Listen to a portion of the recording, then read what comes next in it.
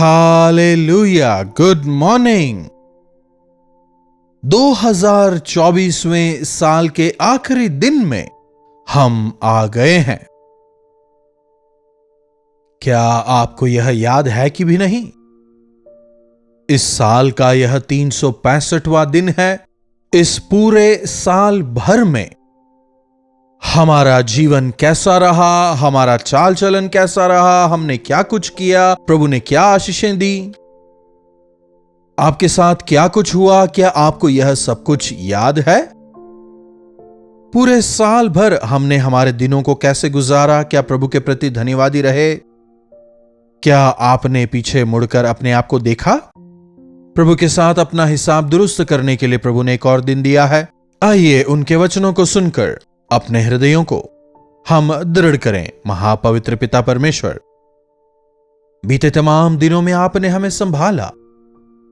प्रभु, कुछ और घंटे इस साल के जो हमारे सामने शेष हैं उनका सदुपयोग करके, अपने आप को तैयार करके, यदि आपकी इच्छा रही तो नए साल में प्रवेश करने का अनुग्रह दें। आपके नए वायदों के साथ, आपकी नई आशीषों के साथ, आपकी अगुवाई में आने वाले इस नए साल में आपके गवाह होकर जीने का अनुग्रह हम में से एक एक को दें। प्रार्थना यीशु के नाम से मांगते हैं, आमीन। जी हां, प्रभु की सहायता के बिना हम जी नहीं सकते, ना आगे बढ़ सकते हैं। उनकी भलाइयों को हमें हमेशा याद रखना चाहिए। शायद हो सकता है आप में से कुछ एक के जीवनों में यह साल काफी कष्टदायक रहा हो, काफी संघर्षपूर्ण रहा हो। शायद हो सकता है आपने अपने प्रियों को भी खोया हो। शायद यह आपके लिए एक बुरा साल रहा हो। 2024 मेरे लिए इतना भयंकर रहा, पता नहीं 2025 मेरे लिए क्या क्या संघर्ष लेकर आएगा। क्या इस भय में आप हैं? चाहे जो भी हो, यदि आप अपने आप को प्रभु यीशु मसीह के चरणों में ले जाकर समर्पित हो जाते हैं। प्रभु यीशु मसीह प्रेमी हैं, वे क्षमा करने वाले हैं, आशीष देकर अगुवाई करने वाले हैं। भजन संहिता 37वां अध्याय 4 आयत से पढ़ रहा हूं, सुनिएगा। भजन संहिता 37:4। यहोवा को अपने सुख का मूल जान, और वे तेरे मनोरथों को पूरा करेंगे। यहोवा को अपने सुख का मूल जानो, प्रभु में तुम आनंदित रहो। प्रभु ने जो कुछ दिया है उसके लिए उनका धन्यवाद करो। अपना भरोसा, अपना विश्वास उन पर रखो, और तब वे तुम्हारे सारे मनोरथों को पूरा करेंगे। हम में कई सारी आशाएं होती हैं। इस नए साल में हमें घर बनाना है, इस नए साल में मेरा विवाह होना है, या फिर हमारे बच्चों का विवाह होना है, या फिर शायद आप विदेश जाने की प्लानिंग में हो। इस साल मेरा वीजा कैसे भी लग जाए, हमारे बच्चों का ग्रेजुएशन अच्छे नंबरों से निकल जाए। सामान्यतः मनुष्यों की जो इच्छाएं होती हैं इसी प्रकार की होती हैं। यदि हम जैसे सेवकों की बात करें, मैं परमेश्वर के लिए और भी कुछ करना चाहता हूं, अनेक आत्माओं को बचाना चाहता हूं, उन तमाम भाषाओं में, उन तमाम स्थानों में जहां तक प्रभु का सुसमाचार नहीं पहुंचा है वहां तक भी पहुंचे, यही मेरी आशा है। प्रभु का धन्यवाद कि मेरे अंदर कोई सांसारिक अभिलाषाएं नहीं है। प्रभु का नाम महिमित हो बस। जी हां, प्रभु हमारे तमाम मनोरथों को जानते हैं, चाहे शारीरिक हो या फिर आत्मिक। हमारे जीवन को जानने वाले और हमारी तमाम इच्छाओं को पूरा करने वाले प्रभु हैं। यदि पक्षियों तक पर उनकी नजर है, तो क्या उनके स्वरूप में बनाए गए इंसानों पर उनकी नजर नहीं? अवश्य ही उनकी नजरें उनके प्रियों पर लगी है। क्या वे हमें कमी घटी देंगे? बिल्कुल नहीं, वे हमें परिपूर्णता देंगे। लेकिन आप संसार पर भरोसा करते हैं, आप इंसानों पर भरोसा करते हैं, अपने आप पर भरोसा करके आप बहुत कुछ करने की इच्छा रखते हैं, इसीलिए कमियां होती हैं। लेकिन यदि आप प्रभु में आनंदित रहें, मेरे लिए प्रभु हैं, मेरी हर जरूरत को प्रभु पूरा करेंगे। यदि विश्वास करें, वे आपके दिल की ख्वाहिशों को पूरा करेंगे। अपने मार्ग की चिंता यहोवा पर छोड़ और उन पर भरोसा रख, वही पूरा करेंगे।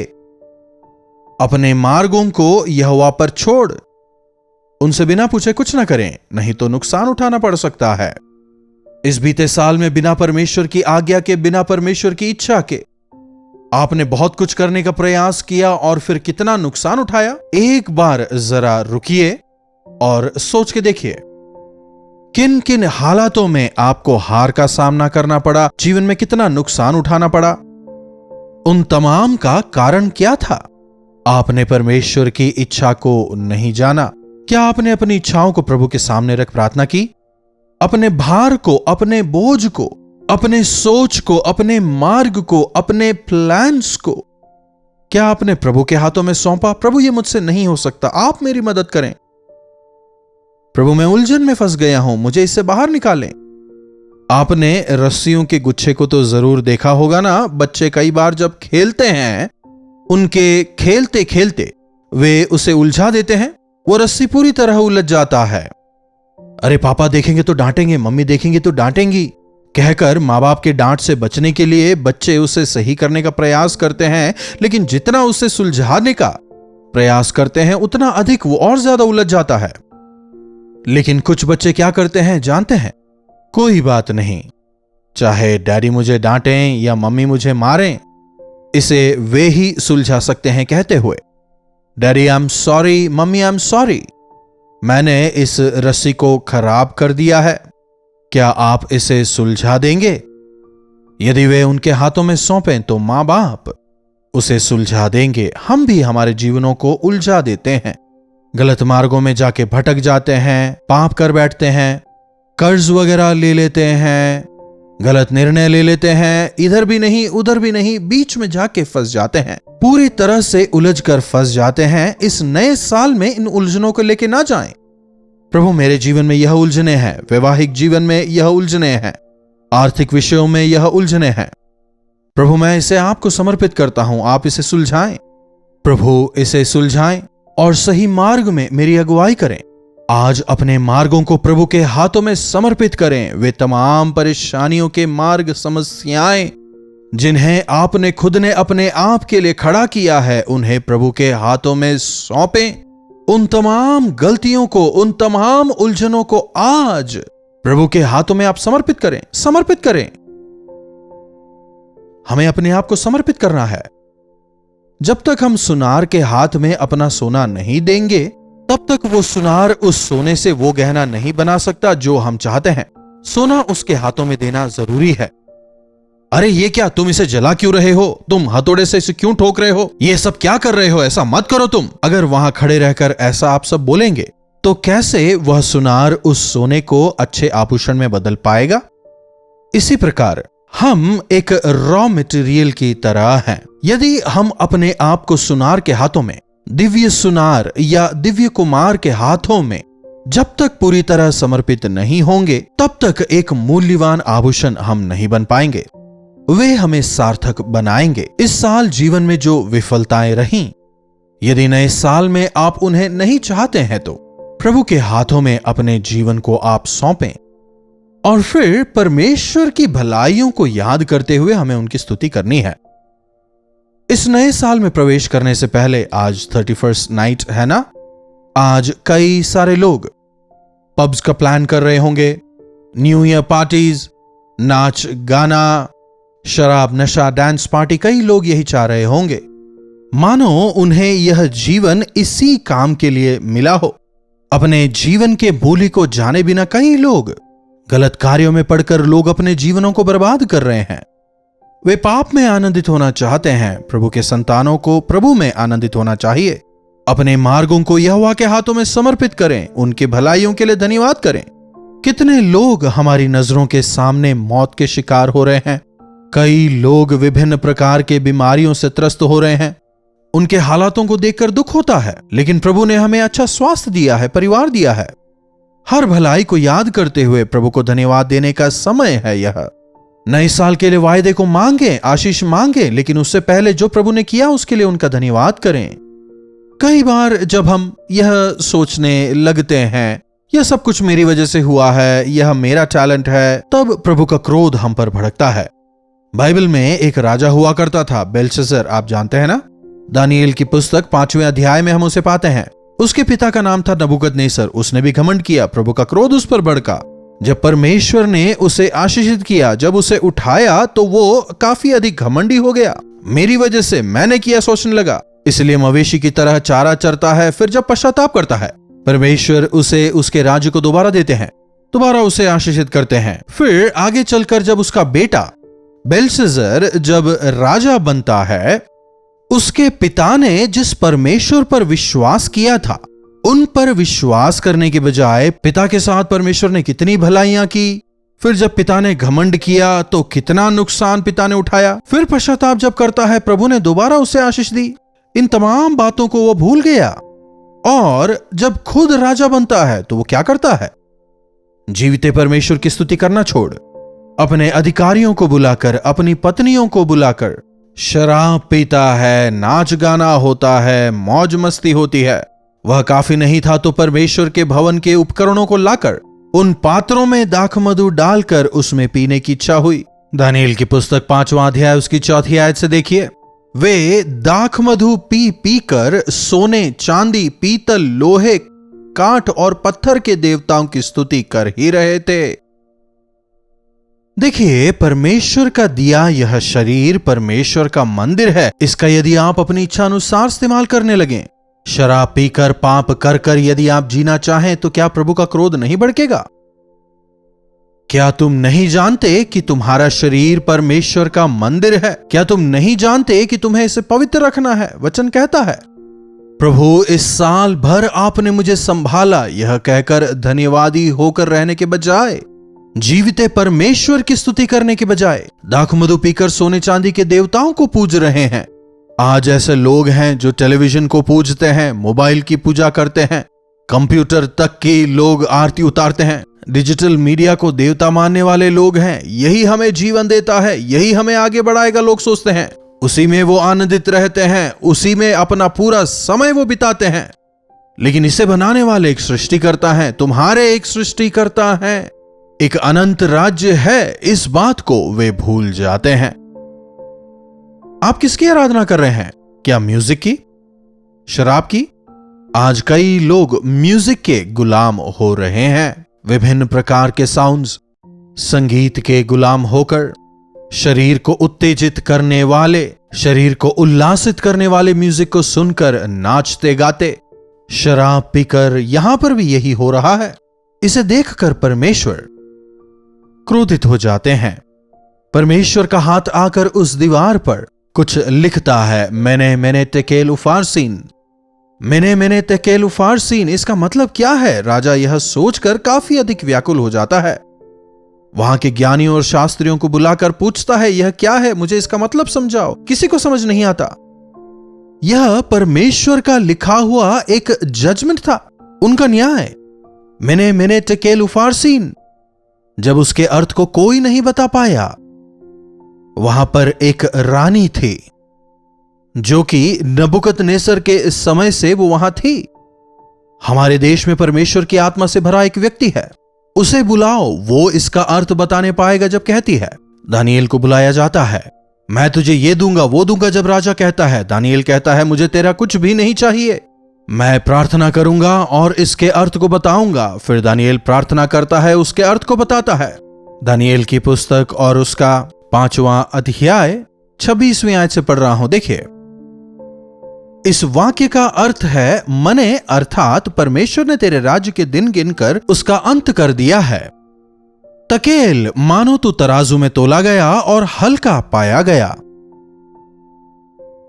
परेस अर्थात तेरा राज्य बांटकर मादियों और पारसियों को दिया गया है।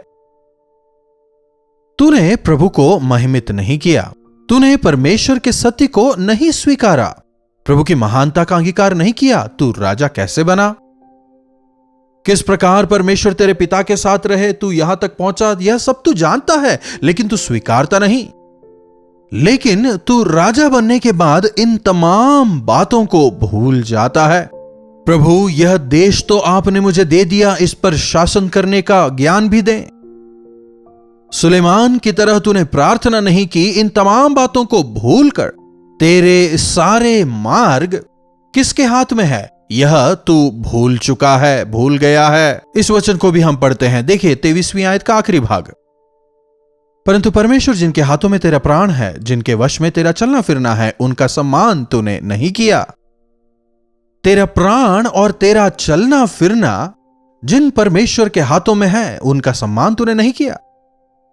मैं इसकी गहराई में नहीं जाना चाहता, लेकिन परमेश्वर आज आपसे स्पष्ट बात कर रहे हैं। आपके प्राण और आपका चलना फिरना जिन परमेश्वर के हाथों में है, क्या आप उनकी स्तुति करते हैं? क्या आप उनमें आनंदित होते हैं? इस नए साल में परमेश्वर की आशीष आप पर हो, इसके लिए क्या आप अपने मार्गों को उनके हाथों में सौंपते हैं? आपके मन की इच्छाओं को पूरा होने के लिए क्या आप उनसे प्रार्थना करते हैं? क्या आप उनकी स्तुति कर रहे हैं? अपने आप को परख कर देखें। यदि प्रभु की स्तुति करें, वे हमारे हृदय की इच्छाओं को पूरा करेंगे, हमारे मार्गों को वे सफल करेंगे और हमें एक आशीषित साल वो देंगे। जब बेलशस्सर को यह बात बताई गई, मुझसे गलती हुई कहकर पश्चाताप करने के बदले, हां, जो मैंने किया वो बहुत गलत है, वो पाप है, इसे स्वीकारने के बजाय दानिएल को पैसा वगैरह देने का प्रयास करता है और बस चुप हो जाता है। वचन हमें बताता है उसी रात उसकी हत्या हो जाती है। यह रात जो है 31 की जो रात है, आखिरी रात है, फाइनल जजमेंट। मैंने तुझे तराजू पर तोल के देखा, पर तू कम आंका गया, तू धन्यवादी नहीं रहा। जब हिसाब लगाया, मैंने तुझे बहुत कुछ दिया, लेकिन तू विश्वास योग्य नहीं रहा, इसलिए मैं खत्म कर रहा हूं। अब तू नहीं चाहिए। ऐसे एक निर्णय को हम यहां देखते हैं। ऐसा भयंकर न्याय हमारे साथ ना हो। हम किसी भी प्रकार से प्रभु के ऋणों को खत्म नहीं कर सकते। हमारे ऋणों को उन्होंने ही खत्म किया है।